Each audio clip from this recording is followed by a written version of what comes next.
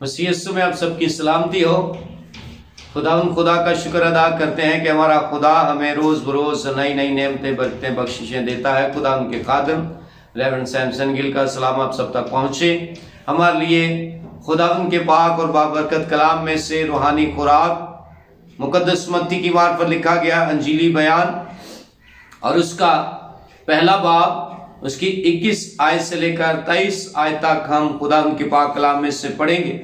आइए हम खुदा उनके पाक कलाम में से सीखेंगे। मुकद्दस मत्ती की मार्फत लिखा गया अंजीली बयान उसका पहला बाब और उसकी 21 तक 23 आयत में यूं मरकूम है। खुदावंद के पाक कलाम में यूं लिखा है, उसके बेटा होगा और तू उसका नाम यीशु रखना, क्योंकि वही अपने लोगों को उनके गुनाहों से नजात देगा। ये सब कुछ इसलिए हुआ कि जो खुदावंद ने नबी की मार्फत कहा था वो पूरा हो कि देखो एक कंवारी हामला होगी और बेटा जनेगी और उसका नाम इमैनुएल रखेंगे, जिसका तर्जुमा है खुदावंद हमारे साथ है। खुदावंद के पाक कलाम के पढ़े और सुजान पर उसकी बरकत हो।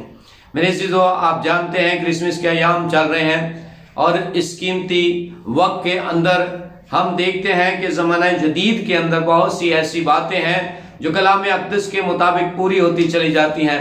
अगर हम अहदे अतीक की बात करें तो अहदे अतीक की बातें भी पूरी हो रही हैं, और अगर हम अहदे जदीद की बातों को देखें जो मसीह यीशु की ज़ुबान हलाल से बयान की गई हैं वो भी सब की सब पूरी होती चली जाती हैं।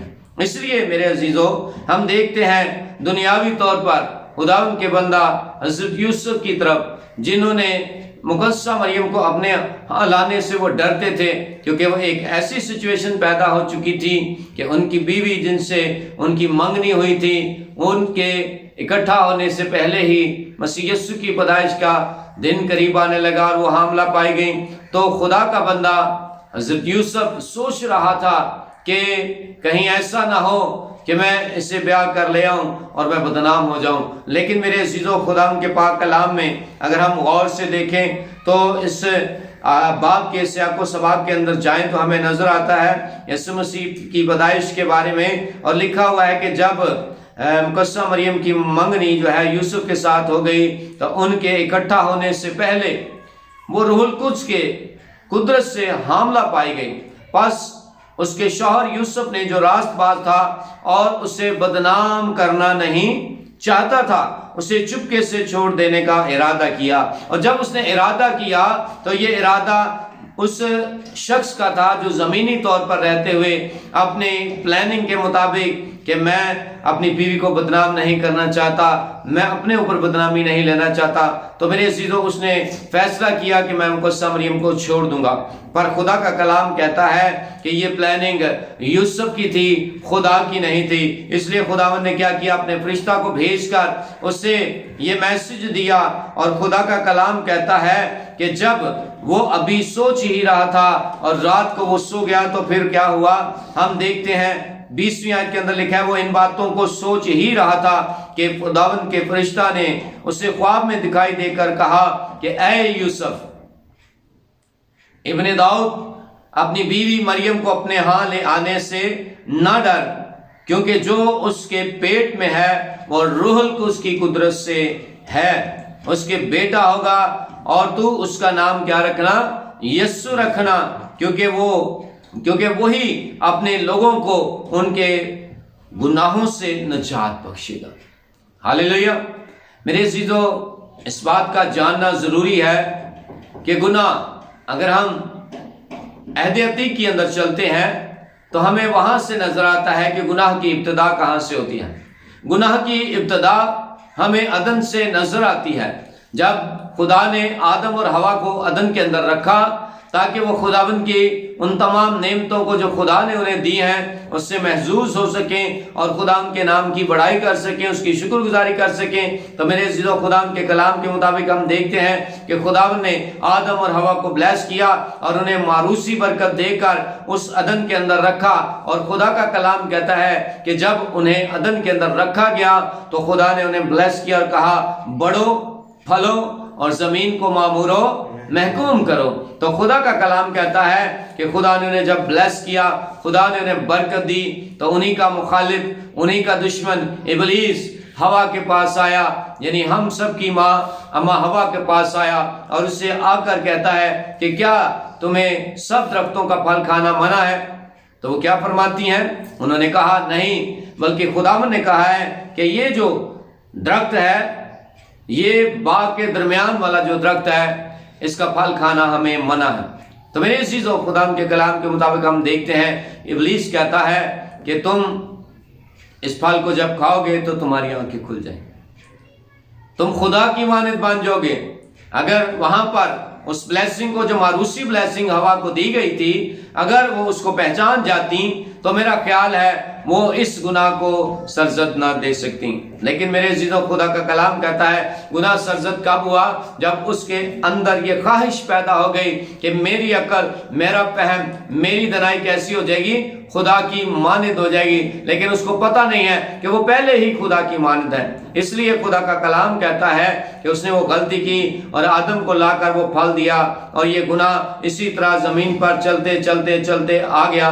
और हम देखते हैं कलाम अक़दस के अंदर बेशुमार पेशन गोइयां हमें कलाम अक़दस के अंदर मिलती हैं, जिसके बारे में अगर हम 22 आयत में पढ़ें तो यहाँ पर भी बड़ी खूबसूरत बात हमें नजर आती है कि ये सब कुछ इसलिए हुआ कि जो खुदावन ने नबी की मार्फत कहा था वो पूरा हो कि देखो एक कुंवारी हामला होगी और बेटा जनेगी और उसका नाम इमैनुएल रखेंगे, जिसका तर्जुमा है खुदावंद हमारे साथ है। बड़ी ही खूबसूरत बात खुदा का बंदा बयान करता है। इसी तरह यूसाया नबी का सहीफा उसके 9वें बाब की 6ठी आयत में अगर हम पढ़ें तो लिखा हुआ है कि इसलिए हमारे लिए लड़का तो अल्लद हुआ, हमको एक बेटा बख्शा गया, सल्तनत उसके कंधे पर होगी और उसका नाम अजीब मशीर, खुदा कादर, अब्दियत का बाप और सलामती का शहजादा होगा, और उसकी सल्तनत की कुछ इंतहा ना होगी। ये वही बादशाह पैदा हुआ जिसे खुदावन ने भेजा है, क्योंकि मेरे अजीजों हम देखते हैं कि ये प्लानिंग इंसान की नहीं है, बल्कि ये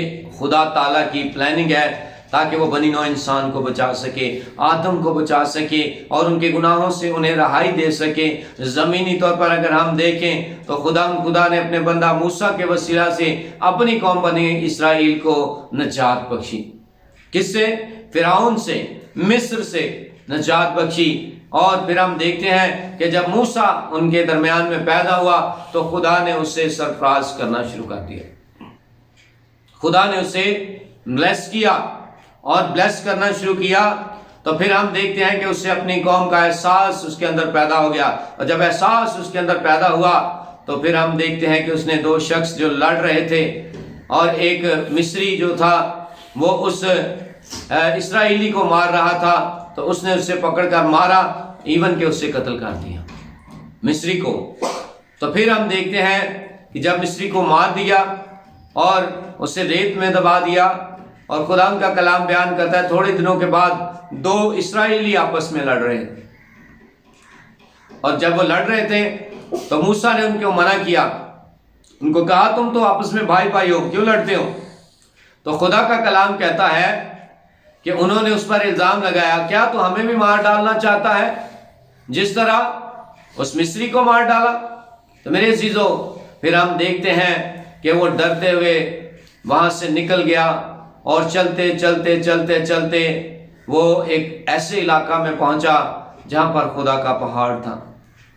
वो अपने ससुर यत्रो के पास पहुंचा, और खुदा का कलाम कहता है कि जब वो वहां रहा करता था तो खुदा का प्लान था कि मूसा मिस्र में से निकले और मेरे पास आए, और मैं उसे अपनी पहचान दूं और वो जाकर मेरी कौम को नजात दे। मेरे चीजों, खुदा का कलाम कहता है कि जब खुदा उस पर जाहिर हुए, हम देखते हैं बाइबल के अंदर, अगर कलाम अक़दस में से हम देखें तो खरूज की किताब के अंदर हमें नजर आता है कि मूसा जब पहाड़ पर जाता है और उसे एक झाड़ी नजर आती है जो जल रही होती है, फिर खुदावंद उसमें से उसके साथ हम कलाम होते हैं, और खुदावंद उससे कहते हैं कि मूसा जिस जगह तू खड़ा है ये पाक है, अपनी जूती पीछे उतार दे। वो अपनी जूती उतार देता है और झुककर जमीन तक खुदावंद के हुजूर सजदा करता है, उसके नाम की बड़ाई करता है, और खुदावंद फिर उससे हम कलाम होते हैं और उसे फरमाते हैं कि मैं तेरे बाप अब्राहम, इसहाक और याकूब का खुदा हूं। मेरे जीदो, मूसा सरनगू होकर उसकी बादशाहत को कबूल करता और खुदा के नाम की बड़ाई करता है, और फिर हुक्म मिलता है कि जा और मेरी कौम को फिरौन के जुल्म से आजाद करवा। तो मेरे चीजों खुदा का कलाम कहता है, मूसा कहता है खुदावंद मैं कैसे लीडरशिप ले सकता हूं, मैं कैसे जा सकता हूं, क्योंकि वो मेरी बात नहीं सुनेगा। पर मेरे अजीजों मूसा को नहीं पता कि खुदा ने उसे इस्राएल में से उठाया और फिरौन के महल में रख दिया और वहां पर उसको सारी ट्रेनिंग दी ताकि वो लीडरशिप की ट्रेनिंग हासिल कर सके, अच्छी एजुकेशन हासिल कर सके और अच्छे तरीका से मिस्र के तौर तरीकों को सीख कर उनके मुताबिक वो उनका मुकाबला कर सके। तो मेरे अजीजों खुदा का कलाम कहता है कि जब मूसा ने खुदा के कलाम को लिया और जाकर फिरौन से बात की तो फिरौन ने आनाकानी की और उन्हें जाने नहीं दिया, पर खुदा ने 10 आफतें भेजकर उनको शर्मिंदा कर दिया। और खुदा का कलाम कहता है कि फिर मजबूरी जब आखिरी आफत आई, और आखिरी आफत क्या थी, उसने सब पैलोठों को मार दिया जो खुदा के मानने वाले नहीं थे, उनके पैलोठों को मारा और बनी इस्राएल को बचा लिया। तो फिर हम देखते हैं कि फिरौन टूट गया और उसने खुदा की कौम को जाने दिया। यह है वो नजात दहिंदा, यानी पहला नजात दहिंदा जो जमीनी तौर पर जिस्मानी नजात का वसीला बना। मेरे अजीजों फिर हम देखते हैं कि जब वो जिस्मानी नजात का नजात दहिंदा बना है और बनी इस्राएल जिस्मानी तौर पर मिस्र से निकलकर वहां से हम देखते हैं कि वो आगे मरीबा के जंगलों के अंदर और आगे बढ़ते बढ़ते बहुत सारी कौमें उनके सामने आई, पर खुदा ने उनको उनमें से निकाल लिया।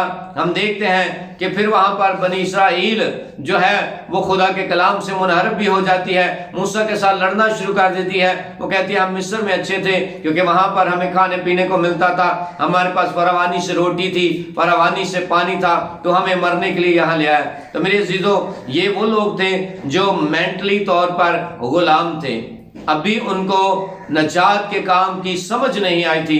पर हम देखते हैं फिर खुदा ने प्लान बनाया कि सिर्फ जिस्मानी नजात काफी नहीं है, बल्कि स्पिरिचुअली, मेंटली और फिजिकली नजात होना बहुत जरूरी है। फिर खुदा ने अपने उस प्लान को जो उसने पहले ही से मुकर्रर कर रखा था, मसीह यीशु को जमीन पर भेजा और मसीह यीशु के आ जाने से एक नया दौर शुरू हो गया। मसीह यीशु की पैदाइश पर हम देखते हैं कि खुदा के फरिश्ता ने आकर यूसुफ से कहा कि अरे यूसुफ तो अपनी बीवी मरियम को अपने यहाँ ले आने से ना डर। क्यों ना डर?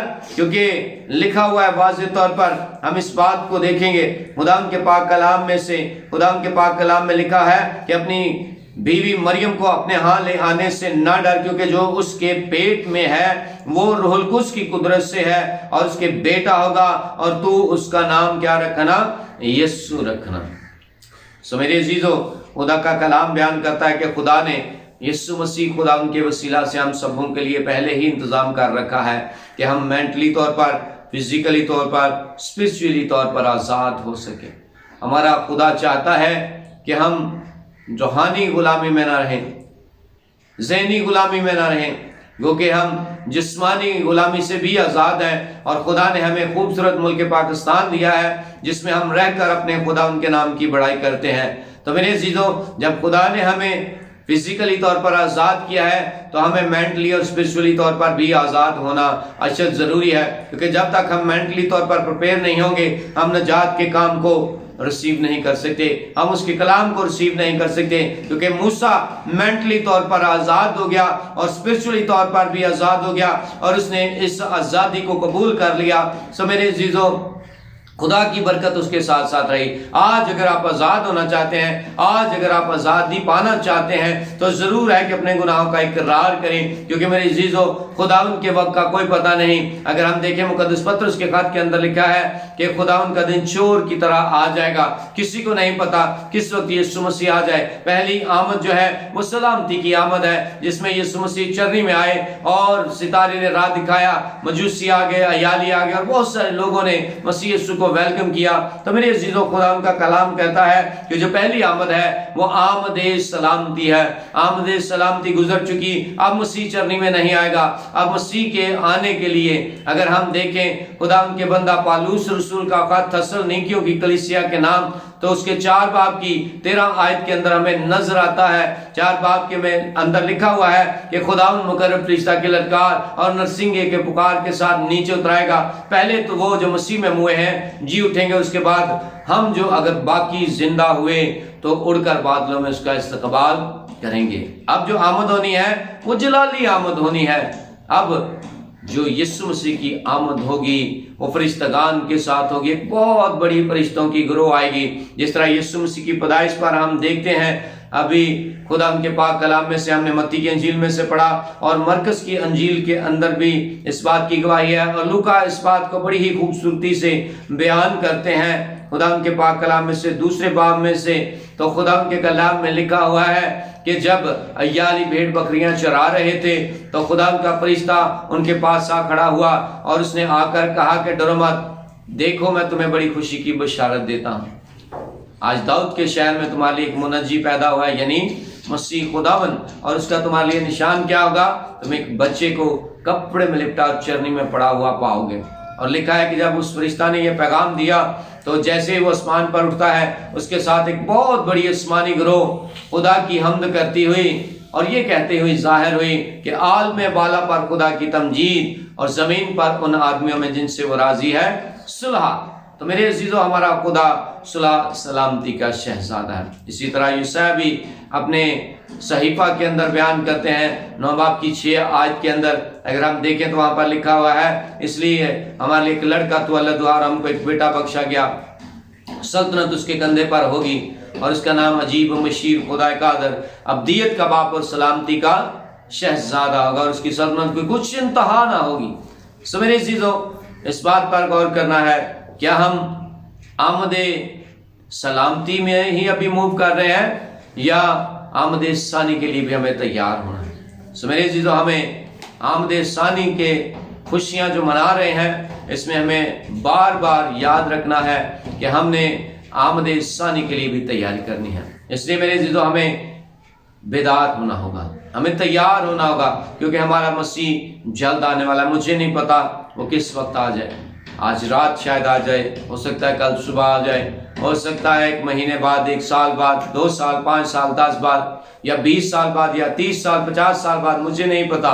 लेकिन मसीह यीशु, अगर हम देखें मुकद्दस यूहन्ना आरफ का मुकाशफा उसके 22 बाब के अंदर लिखा हुआ है, देख मैं जल्द आने वाला हूं और हर एक के काम के मुआफिक देने के लिए अजर मेरे पास है। इसलिए मेरे अजीजों, हमें तैयार होने की जरूरत है। आज भी मैं अपने बहुत सारे बच्चों को देखता हूं जो मेंटली तौर पर अभी भी गुलाम है, वो अभी भी गुलामी की हालत में है और अभी भी वो ऐसे कड़े, ऐसी अंगूठियां और ऐसे वो कानों में बालियां और पता नहीं क्या क्या, कुछ नाक में, आंखों के ऊपर गुलामी की निशानियां रखते हैं। तो मेरे चीजों, आज हमें मेंटली तौर पर आज़ाद होने की ज़रूरत है। अगर हम मेंटली तौर पर आज़ाद नहीं होंगे, अगर हम स्पिरिचुअली तौर पर आज़ाद नहीं होंगे, अगर हम फिजिकली तौर पर आज़ाद नहीं होंगे, तो मेरे अजीज़ों, हम सारी ज़िंदगी जब तक ज़मीन पर है कभी आज़ादी हासिल है नहीं कर सकते। इसलिए मेरी दुआ है कि खुदावंद हम सबों को मेंटली तौर पर, स्पिरिचुअली तौर पर और फिजिकली तौर पर आज़ाद करें,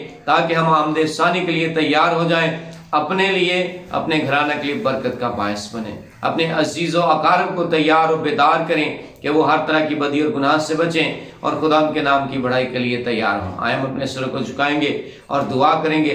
खुदावंद आसमानी बाप, जलाल के बादशाह, हम दिल की गहराइयों से तेरा शुक्र अदा करते हैं आज के मुहीब कलाम के वसीला से जो तूने हमें बरकत दी है। आज का कलाम हमारी ज़िंदगी में रात पास जाए ताकि हम 30, 60 बल्कि 100 गुना फल लाए। खुदा तो हमें मेंटली तौर पर, फिजिकली तौर पर, स्पिरिचुअली तौर पर आज़ाद कर, ताकि इब्लीस के चुंगल से आज़ाद होकर हम तेरे नाम को जलाल दें और तेरी पाक मर्जी बजा लाएं। यीशु नाम को इज्जत और जलाल मिले, यीशु के कादर नाम में, आमीन। खुदावंद आप सबों को कसरत की बरकत दे मेरी तरफ से और मेरी ministry salvation for the nation ministry और पाकिस्तान की तरफ से और मेरे तमाम साथियों की तरफ से। खुदावंद की बरकत हमेशा आपके घरानों पर छाई रहें और इस कलाम को ज़रूर लाइक करें, सब्सक्राइब करें, शेयर करें और दूसरों तक भी ये कलाम पहुंचाएं, ताकि वो भी मेंटली तौर पर, फिजिकली तौर पर, स्पिरिचुअली तौर पर आज़ाद हो सकें और यीशु नाम की बढ़ाई हो। खुदावंद आप सबको बरकत दे। आज का कलाम जो पढ़ा, सुना, सीखा गया हमारी ज़िंदगी के अंदर कसरत से काम करे, ताकि हम 30, 60 और 100 गुना फल लाने का वसीला बने। God bless you everyone. खुदावंद आप सबके साथ हों।